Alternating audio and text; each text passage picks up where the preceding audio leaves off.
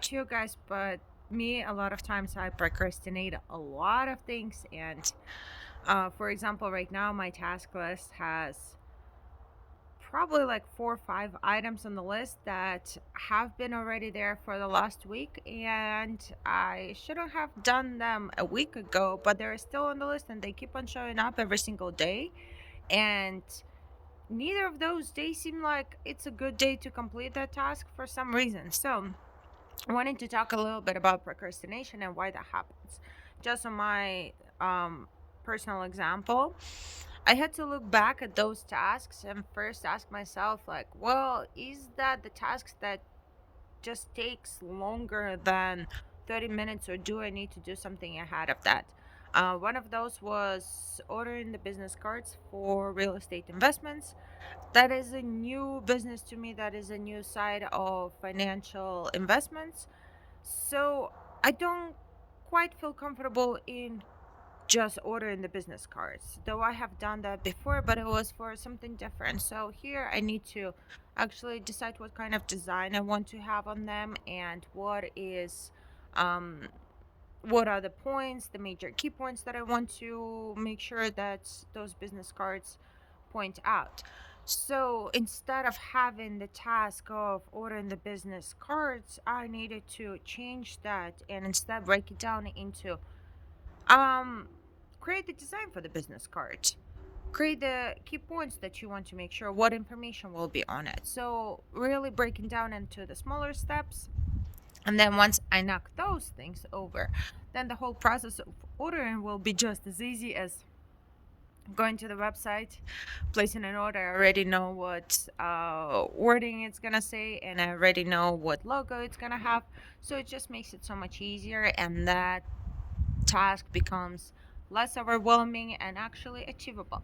Like the first point is checking on the list and seeing if that task needs to be broken down into the smaller step.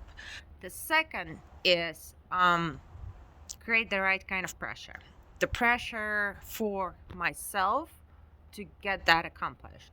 So, whenever we don't do things, we usually have more pain associated to us doing that, and maybe failing, maybe somebody judging us, maybe something not working out based on the previous experiences, so maybe it doesn't work out for somebody else, or just how we're going to be seen by other people. So usually you just have more pain associated to us doing that step than us not doing it, and us just like leaving it hanging up in the air.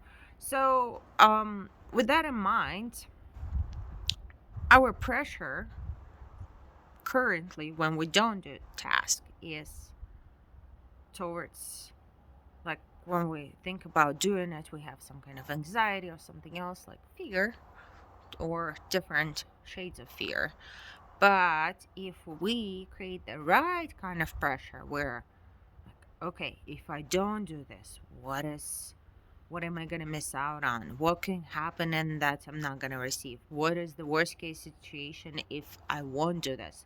So we can create for ourselves the right kind of pressure if we know that that's something, like, hey, this is the task that will move me forward, that is something will make my life a little bit easier, and I feel better for myself, I feel more empowered, and actually feel like I'm accomplishing the goals that I set for myself. To do that, we have to change our body, and we have to create that pressure where if we don't do that, that creates more pain than the pain of us potentially failing and trying to do that. And so when we create the pressure of the pain if we don't do it, and then we also talk about the pleasure, what if we will do it, what can potentially happen, what is the best case scenario that if we do it and we succeed, and maybe there is just a small opportunity, just 1%, or like even 0.001% of possibility of us succeeding, but it's something that can possibly actually happen if we try. Because if we don't, it won't happen. So on my personal example, just looking at the simple task, something like for me, it was ordering a new scale, a scale that I want to have that would be able to determine what is the percentage of fat and the muscle that your body have. I have the regular kind of scale right now, and that's the way I used to manage my weight by looking at it, and it's like, well, I see the number, but I don't know what that number represents, and it doesn't tell the whole story. It doesn't tell half of the story. It's like, yes, maybe if you're very much overweight, it will be very easy to decide, like see that on the scale. If you're very underweight, the same thing.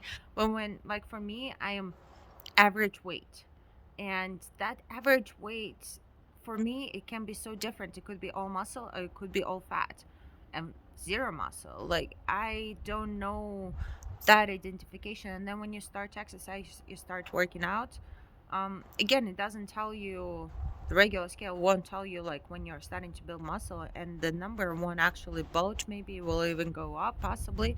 So that was a little step for me to order a scale, but haven't done it in the last week because I needed to use the HSA card for that.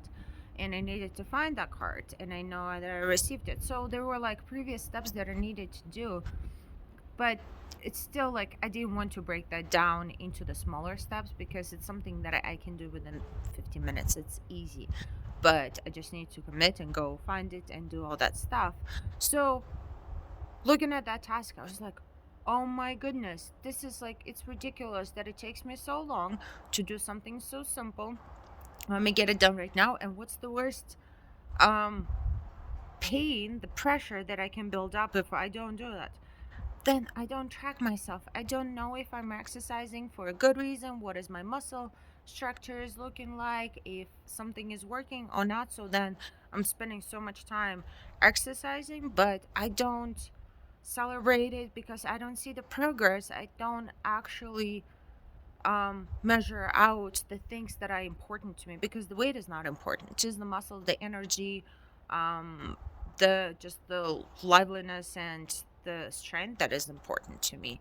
And while I can tell that in my body based on my feeling, but I can also see it on the scale. I can see the numbers because the numbers for me are important. I am like more um still like my I'm more logical. So for me to be able to see it on the scale where it says, hey, I lost that much fat and I built that much muscle, it feels amazing. So that pain is built. Now I'm gonna go find that card and order that scale, and let's stop procrastinating. Look at your tasks, see if they need to be broken down into the smaller steps. If they do, do that. Start knocking them down one at a time.